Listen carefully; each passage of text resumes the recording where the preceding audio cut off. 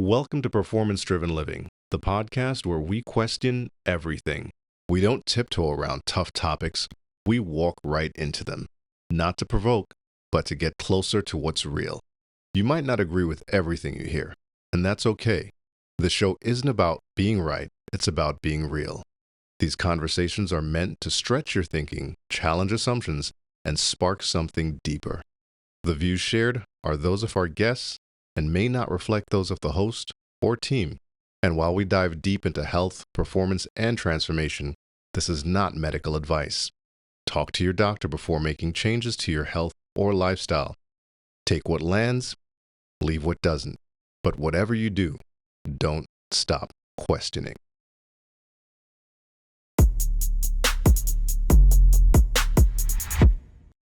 We are back at the Changing Life and Destiny Conference in Plano, Texas with Performance Driven Living, the podcast. And I'm excited about this interview specifically. And I know I've said that a couple of times, but there's a personal reason behind this one. And that is I am here with Laurent Goldstein, who is a film producer who's done 5 other documentaries, but is working on his 6th. And I'm going to confess this, although I say it pretty freely anyways, and that is his new documentary is actually called The Second 50. Did I get that name correct? It's your second 50. Your second 50. Well, we make it a bit more personal. Okay. Well, so it's incredibly... like I'm talking to you. You are talking to me because I turned 50 in about 2.5 months. So the 2nd of July, for those of you listening who want to send me something, the 2nd of July of 2025, I am crossing the 50 line. And I'm going to tell you what, man. I feel amazing. And I actually run an email database list called Fitter Over 50. And Fitter Over 50, I've got a huge database of people. And we just put out once a week information that truthfully is debunking what people think about what aging should be. And putting on muscle over 50 and how you should be, how relationships are functioning over 50. So we put out content on a weekly basis that actually you can tell it's a little bit personal, but what does that mean and how we define aging is a problem for me. So I'm gonna queue up and learn more about your documentary, but I'm gonna tell you a quick story, and that is I recently changed some life insurance policies. Okay, so in doing so, they had to send a nurse to my office, and she showed up and she took my blood pressure. She took her pen. She immediately goes to her paper and says, "What medications are you on?" And I kind of looked at her funny and I went, "None." And she went, "Well, your blood pressure is 110 over 72. So blood pressure meds specifically." And I went, "None." And she looked at me and she went, "Well, at your age, I just assumed that you would be on some kind of antihypertensive." And I went, "Well, at my age, my cardiovascular system is created to function the same way it was 25 years ago." Okay. And I went, "So I don't accept system decay as being normal. System decay to me is an input problem, not an output problem. And if my system starts to decay, as you call it, I need to figure out what's going on that's causing that, because there's, whether it's environmental, nutritional, honestly, some kind of psychological, what's causing that system decay." So the fact that they came and said, "Your second 50," and I'm like, well, I'm curious because I want to hear about the documentary, Your Third 50, but that may be a little premature. So let's talk about your second 50. And I want you to talk to me specifically because I'm your target demo here, buddy. Well, first of all, thank you, Mark, for that introduction. I'm very happy to be chatting with you on this fantastic podcast. First of all, I love what you just said, because you were talking about changing perceptions or myth around aging, because you absolutely encapsulated very well the perfect example of these preconceived mindsets that people have when it comes to aging, in particular in the traditional allopathic Western medicine model that assumes that nurse made the assumption that because you were 50 or nearing 50, you were supposed to be on medication. Well, I just turned 70 and I'm not taking any medication. Good for you. So you don't have to be on medication because you're 50 or over. Actually, you never have to be on medication. This is just another myth. So I did the first film 12 years ago Your Second 50, Rising Above the Fears of Aging. Okay. From a book called Your Second 50, which was an Amazon bestseller. I met the author of the book. His name is Frank Moffat. We met at a client we had in common, an RV dealership in Alberta, Canada, in a small town. And I was introduced to him by the owner of the RV dealership. And he says, Laurent, my good friend Frank is here. You should really meet Frank. He's a very interesting guy. I think you two are going to get along. Well, that evening, we were both having dinner at the Cactus Club restaurant in Calgary by the airport. We each took a napkin. We had a napkin. We started writing names of people we knew from his background in music and my background in chiropractic. And we said, let's do a documentary from the book. And the following week, we were raising the money and we started filming. So that was the first film, and we filmed it in 6 different countries. We had a phenomenal cast, including people like Fab Mancini, Bob Proctor, Bruce Lipton, Naomi Judd, John DiMartini, and so many amazing people. And the film became a bit of a cult. Like we did a lot of events around the film, and we could see that people really resonated very well with that brand or that theme of the Second 50, if you want. Yeah. And then after that, I did a music documentary with Metallica's bass player, Robert Trujillo. I did a film on chronic pain. So I did 4 other documentaries. And now that we are 12 years after the first Your Second 50, I thought the timing was right to do a sequel or to do a new film around the same theme, but bringing in all the new things I have learned, the new technologies that are available today, the new modalities, new technology, the new discoveries. I mean, 12 years ago, nobody was talking about peptides. Right. 12 years ago, to talk about getting stem cell therapy was like, not common at all. Oh, we're advancing so fast. 100%. Red light therapy was not even close to what it is today. Hyperbaric oxygen was just niche at the time. Nobody really knew the biohacking term. So all of that has changed dramatically in the last 12 years. And also because I just turned 70, I thought it was interesting to look at that concept of aging 12 years later. Now, you ask a very good question. You say, well, how do you define aging? Because we keep talking about, well, you're turning 50, I just turned 70.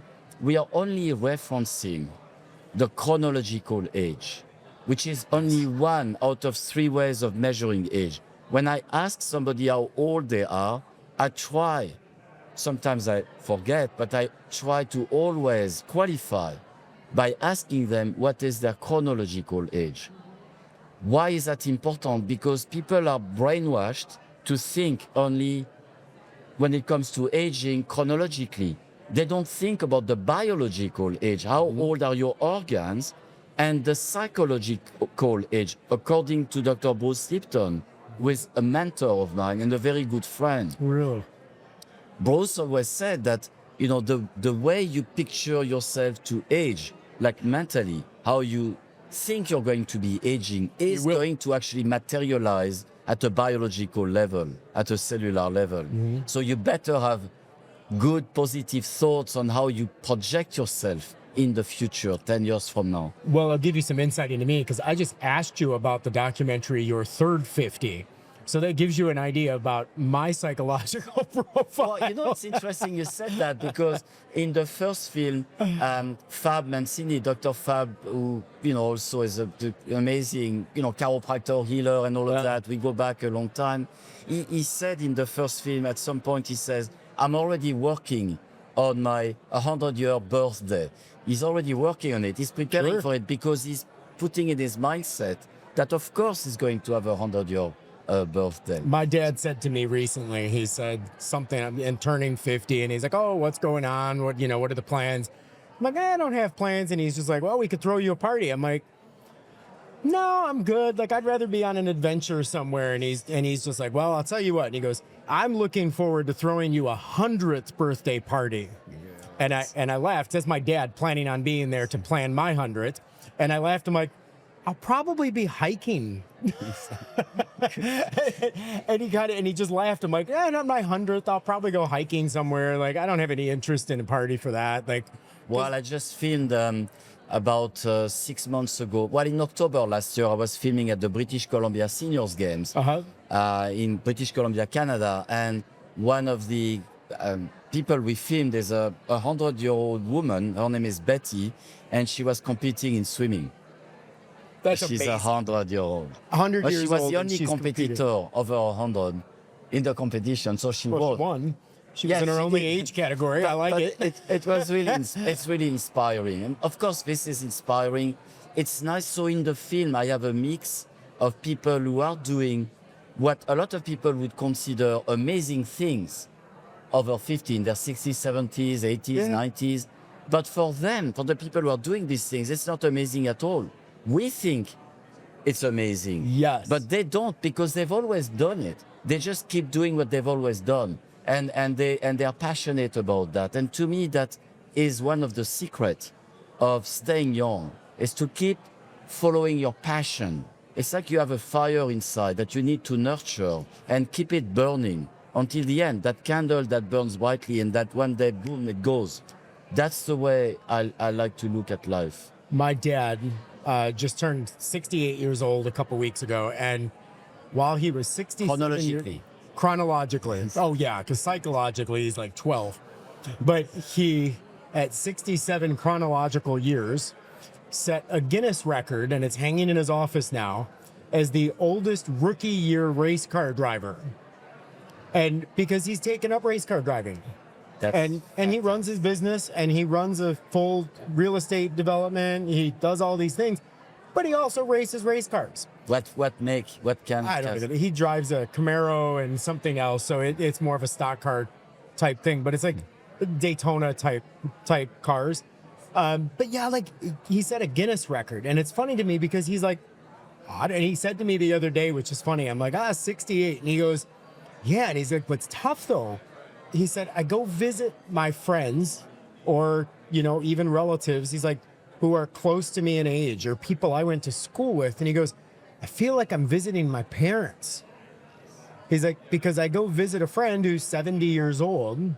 He's like, and I go over and I sit on the edge of the couch and I ask, so how are you doing? And they're like, well, it's like, and they're retiring and all this other kind of stuff. And he's like, are you kidding me right now? Like, and it's his mindset.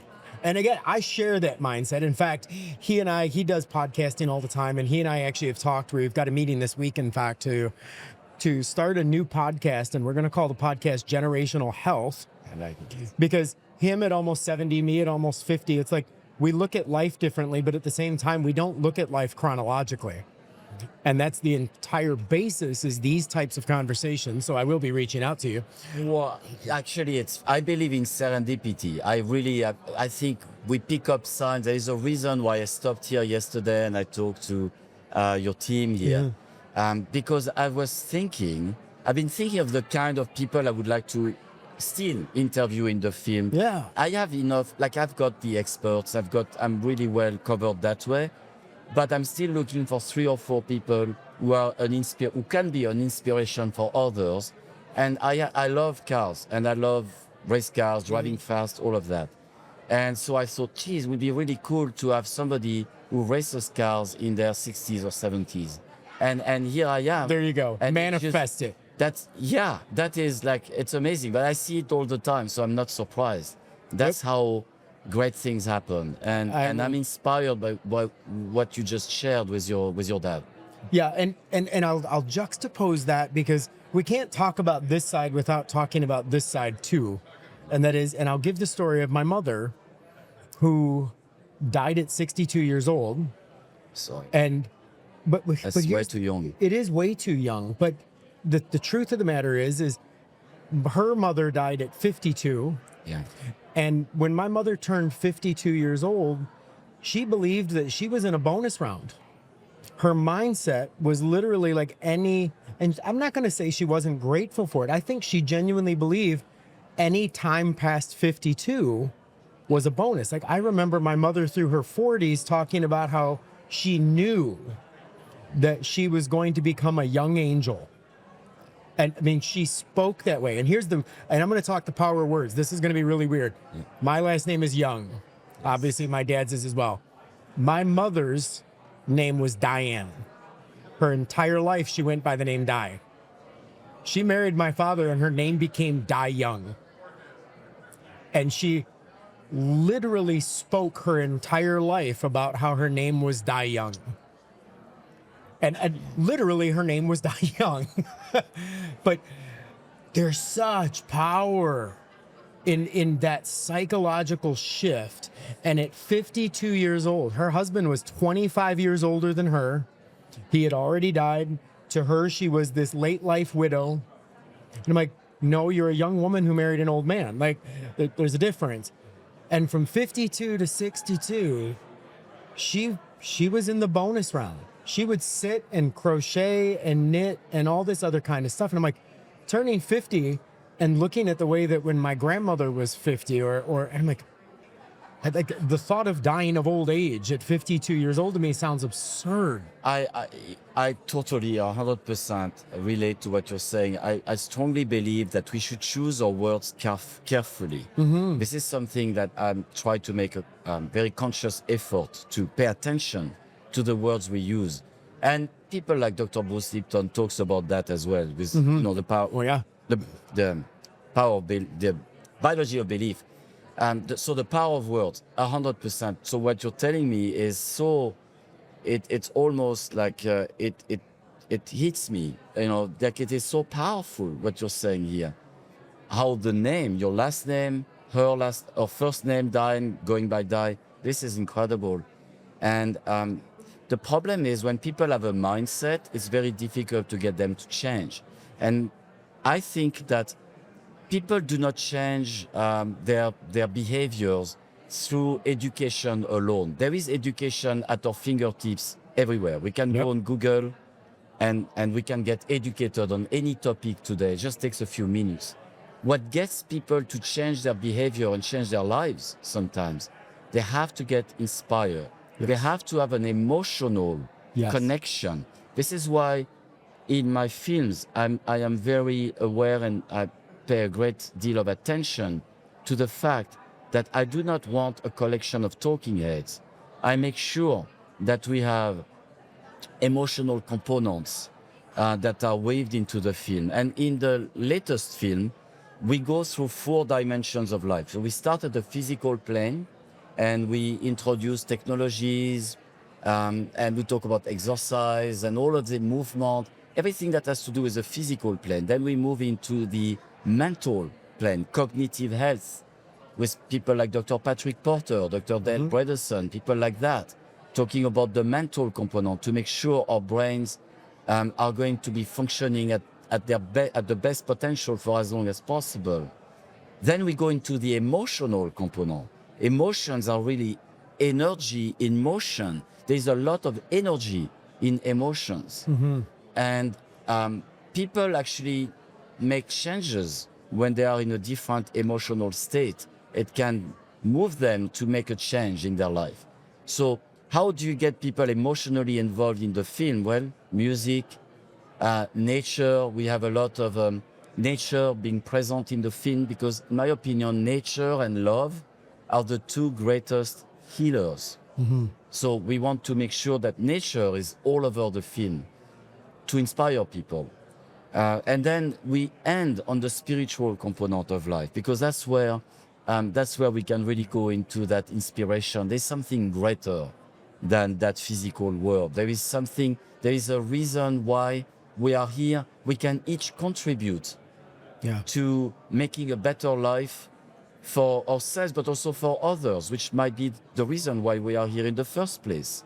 So that spiritual component, 2.5 years ago, I went through a major change in my life, and I put all my stuff in storage, moved on my boat, bought a camper van, an RV camper van. I love it. Decided to travel all over with our camper van and live on the boat and the camper van basically. We also have a house, but I'm never there, which is in the interior of British Columbia. My wife is there a lot, but not me, because she wants to be close to her parents. But I'm in Vancouver. My office is in Vancouver. That's where our film video production company is. So I just live on my boat. But I got rid, I've shed myself of all my belongings. They've been in storage for 2.5 years. I don't look at them. And you know what? I thought I would miss them. And in fact, I don't. Because what matters is not what's outside, like all this material stuff, it's nice, it doesn't matter. You can find your joy and your fulfillment inside. That's where it is. I had a similar experience years ago, around the time I was 40, and I had moved across country and then was making the move back across country. And I'll spare you the crazy details, but I was a year later moving back to where I was after a year stint, and I had put all of my belongings in a pod, and then I was having the pod shipped to my home. But I was actually still looking for a home, and then a real estate deal fell through, and pods delivered the wrong pod. So they delivered a pod, but all of my stuff was still sitting down in Florida in storage. And so here I am, and I just rented a house on a 3-month gig because the real estate deal all fell through. Like, And it was it's just, empty. it was this whole thing. And I'm in this 3,000 square foot condo, and there's no furniture. And I had a TV and a mattress, and the mattress was on the floor, and I borrowed blankets and sheets and stuff from my stepmother. And it was like, it was one of the most amazing times of my life. And all of my things, my worldly possessions, my collections, my whatevers, my trophies, were all in a pod somewhere in South Florida. And I'll tell you what, Lauren, it was one of the best times. And people would look and be like, oh, you've got to be miserable. I'm like, are you kidding? Like, I was so unencumbered that, I mean, I found time for the things that I actually wanted to do. Like, I would work, and I would spend time with people. I would go to the gym. And when I got home, there were no chores to do. There was nothing to do. But sleeping on a mattress on the floor is something we do when we are young. Right. So here you are. I felt like a college kid. Exactly. At 40 years old, I felt like a college kid living in an empty dorm. And it felt like I was growing up at 40 years old. And I'm like, my gosh, I just left this giant career that I had. I was anyways, I had a big career. And it's like, I felt like at the time, like I had given all of this up to make the move I was making.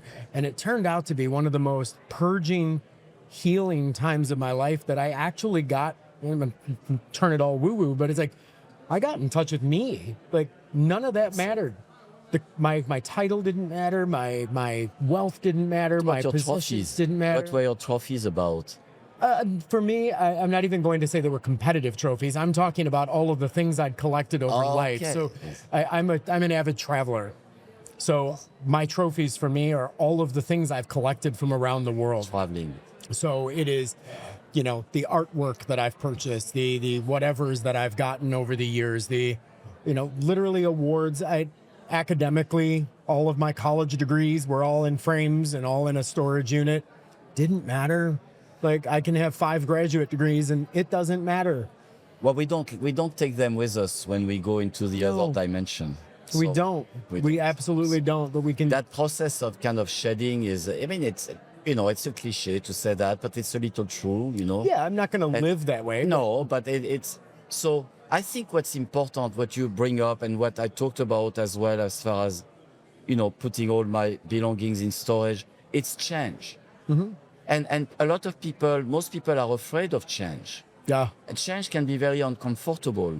At the same time, I've learned to realize that it is through change that when you have major changes in your life, new energy can rush in. If you keep doing the same thing and it's comfortable, there is no room for new energy to come in.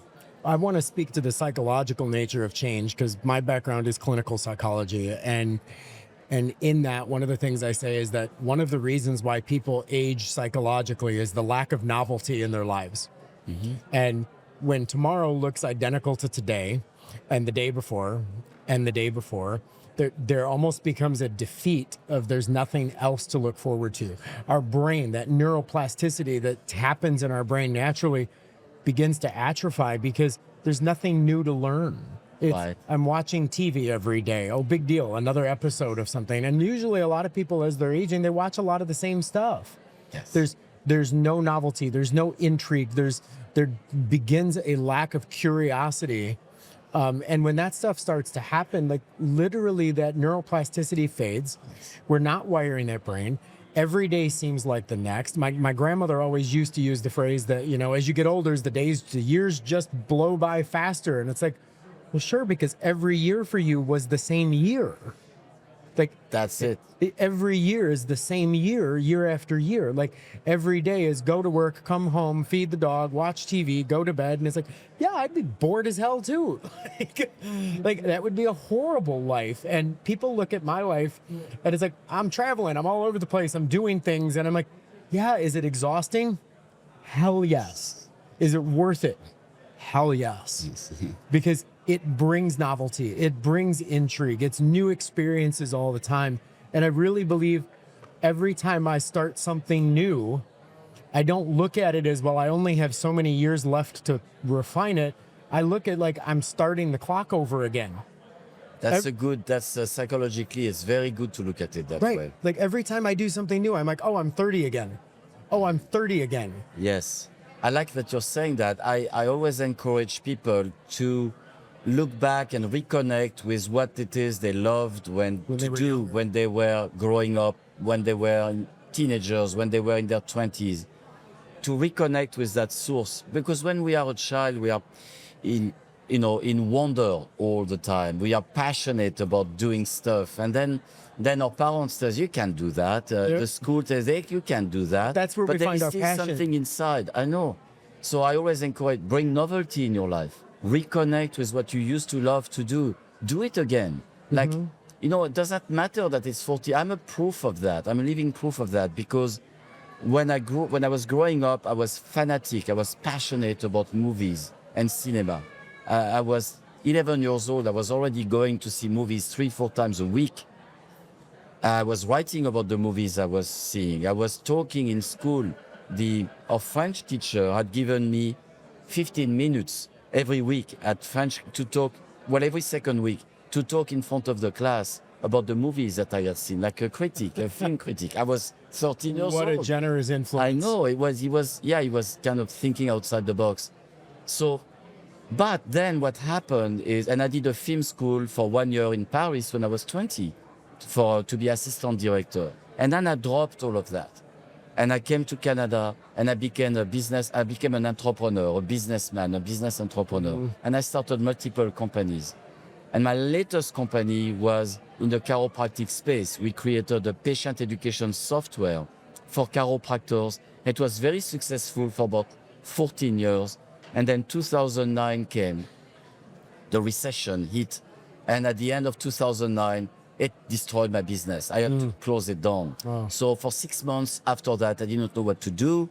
And then one day I had that revelation, it came through. I'm going to start a video production company. And I came home that Your evening wife thought and you I were still crazy, remember. I'm sure. Well, she kind of, no, because she loved movies and she did some producing in the past. So I came into the house at 6 o'clock at night for dinner and Jenny was in the kitchen. And I walked in and I said, that's it, I know what we're going to do. We're going to start a video production company. And she looked at me, oh, why not? And the next day I was interviewing my first client for a video. And anyway, and That's amazing.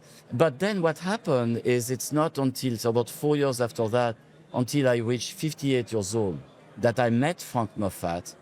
And he said, he says, Laurent, I always thought I should do a documentary for my book, but I didn't know anybody who did that. And you own a video production company. Why don't we do it together? Wow. And that's what happened. You're manifesting again, buddy. Exactly. So I did my first film at age 58, and I haven't stopped since.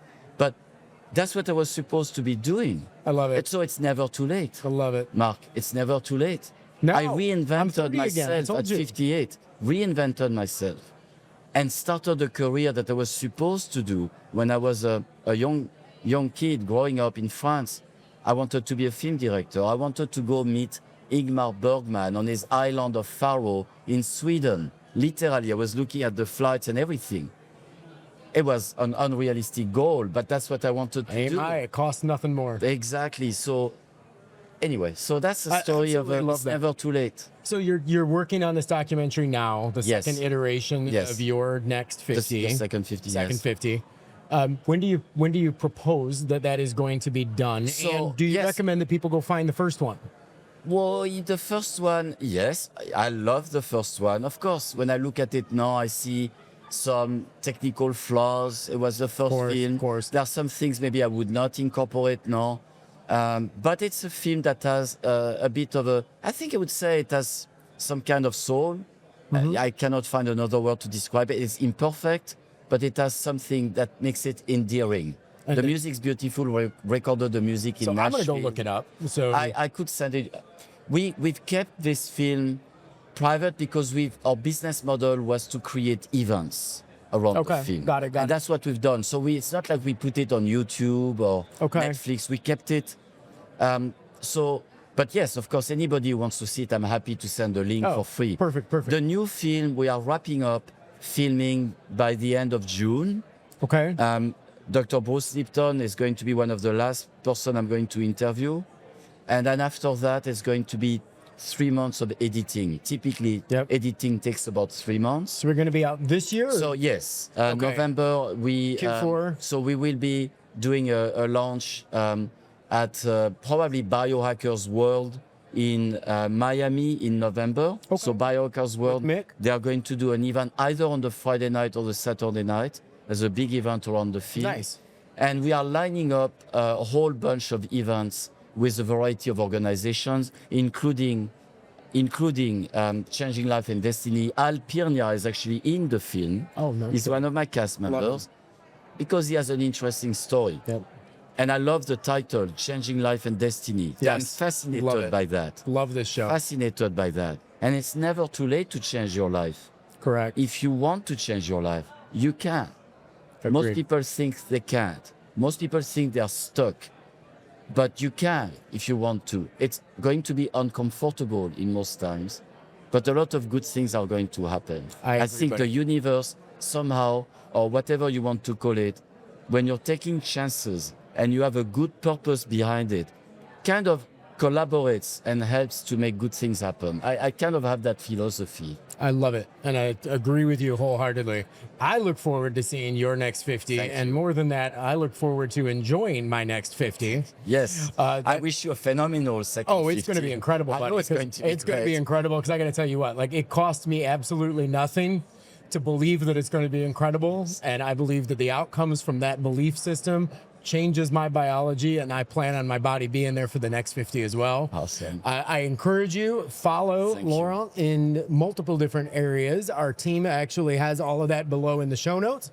I look forward to seeing this, and then potentially, I live in Fort Lauderdale, so that's really Yes. easy to get down to a Miami Well, I'm opening. in Florida next week, and I'm super interested in meeting your dad, so I would love to talk I'll to you. find out. He actually has a home in Clearwater Beach, which is very close to Tampa, so perhaps we can. He lives in Detroit full time, though, I will tell you. Okay. But I encourage you, keep abreast of everything about your next 50 and keep that mindset positive because I said I'm looking for my third 50, not my second 50. So I'm looking forward to both of those things. So I got another 100 years in me. That's my goal. That's amazing. And I'm going to be talking to you the whole time.